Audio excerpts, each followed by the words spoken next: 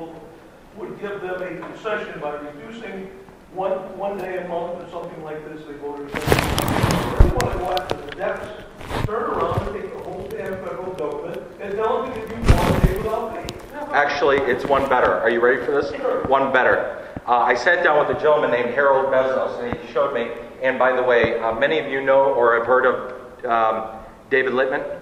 Mm-hmm. David Littman actually lives in this congressional district. He lives just on the north side of Rochester Hills in Oakland Township. Oakland Township's the top northeast side of the congressional district. I happen to live on the north or the southwest side of the district in Farmington Hills.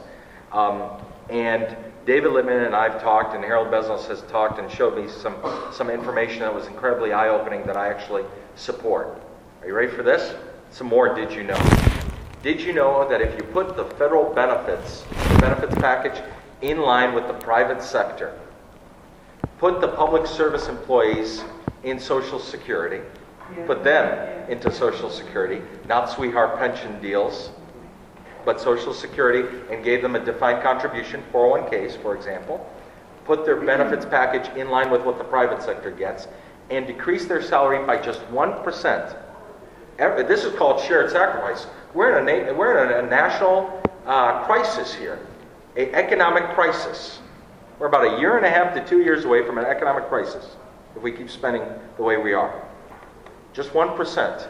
Over 5 years, we save ourselves $3 trillion. Wow. $3 trillion. And that's not estimates. That's real fact. And that's what needs to be done as well. It needs to be done. Yes, ma'am. And then we'll come back over here. I want to address what the gentleman just Yes, ma'am. I think what most people don't understand, I'm a small business owner. We've been in business 31 years. And 80% of small businesses operate under a sub-S corporation. Yes. And what a sub-S corporation means is that the income that we make as a business Is your own. is our own. We're taxed on that. It's a double tax. We pay it to the business. We can't take that money out. It's not really our income. We need it to operate the business. Yes. So 80% of small businesses function this way. So if you talk about not having, and it's nothing for a small business to have $250,000 claimed as income, as profit. That's nothing for a small business. Yeah. So if you want to tax, not have a cap for Social Security, what you do to small business owners is you're taxing them at that rate, and that's not money. When you hear Obama talking about let's just tax the rich, anybody over $250,000, 80% of small business owners are sub-S corporations. They don't take that money home. We have to pay taxes individually on that money. And that's why there should be a specific IRS code deduction for sub-S. There's C Corp, LLC, sub-S, and you hit the nail on the head. That's a great point, because most small business would be penalized by that. But that's why you need to revisit the IRS code to make sure that whatever we're talking about doesn't affect small business and doesn't affect employment and reinvestment. And we're being killed 6 ways to Sunday from the healthcare legislation that was passed and the mandatory edicts that nobody read in this healthcare bill, forcing small business to you cannot take a contribution. We give full benefits. Our employees pay 25% of their health care as a contribution. We pay 75%. And the Catastrophic or overall? Catastrophic insurance or overall? Overall. Okay. It's a very good plan. They have dental. We take care of our employees. They're like family. But we can no longer take a contribution from them for things such as office visits. There's a list in this health care bill of what we cannot take contributions for, which means as a small business, we're back paying 100%, and we can't afford that. As you know, the health insurance, even this year, I look for plans every year. I shop health insurance every year. We did the same thing. In preparing the insurance companies, in preparing for what's coming down the pipe, not only are they... How big was your increase? 40%. 40%. 40% increase, plus... Mine was 22. Plus, we're an older company. We've been around a long time. We keep our employees a long time. our youngest employee is 45. I just got to interject something. I work for Service Environmental Engineering, a small company. My boss has got a wife with a heart problem. He just lowered, he went through all the different plans, and he saved himself $350 a month. He's real happy with it, so I don't know. You know, there's some situations where... No, I did the Well, same thing. I depending on what he switched. had. Yeah, but everybody, that's all right, that's all Yeah, right. and I just switched, and we were able to lower our If rates. I- The point being, though, is these regulations, and that was one of my questions, like how Sure. would you vote to repeal this healthcare bill? I will be on the record. First, allow me to interject one thing, and that is that when the House talked about not having a public option, or the Senate talked about not having a public option, folks, let me just be very frank with you. There is a public option, and I'll tell you why the public option is why the public option actually exists. It's because employers were told that states will have to pool and create these pools, health insurance pools. And if you do not offer health care at these specific standards for your employees, you can shoot them over to the public option for $2,000 penalty per employee.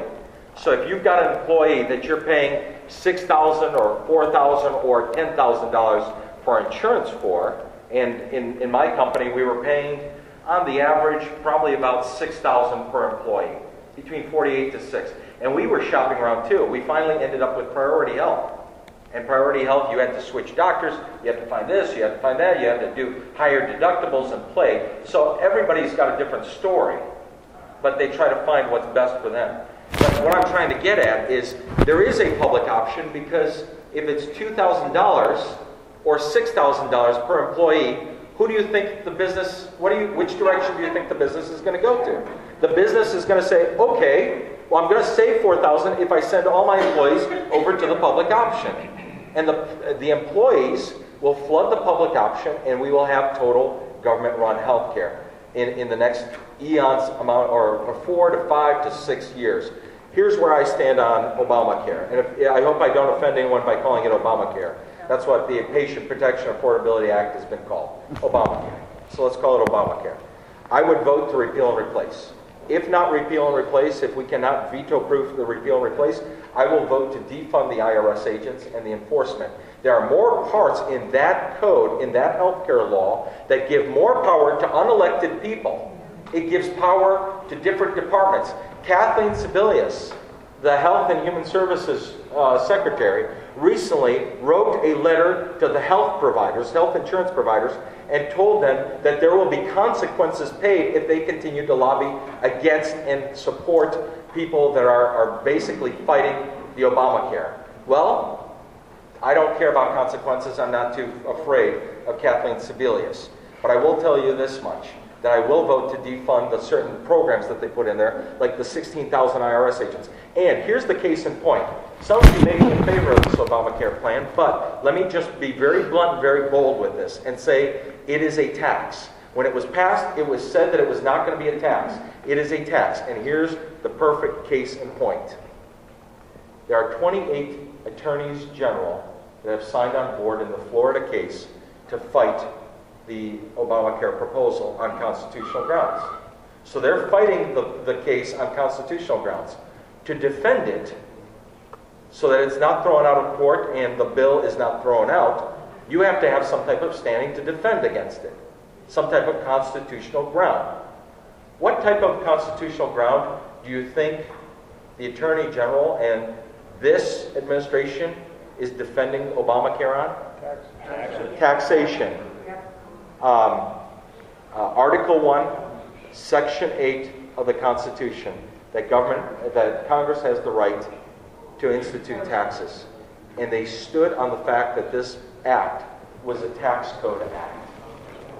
It was a tax, and it was a way of controlling health care, and it's an ideological bill.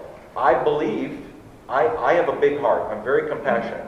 I believe that, I would love to give health care to everyone, but it's not my responsibility. It's not my responsibility. As a government, our government should be protecting its people and defending its people and helping those that can't help themselves in society. We do have an obligation as a country to help those that can't help themselves, very much like the Yeah, but we're not doing that. But that's, give me a chance. I'm not in office. So give me a chance. So, yes, ma'am. We had chance? Yes, ma'am.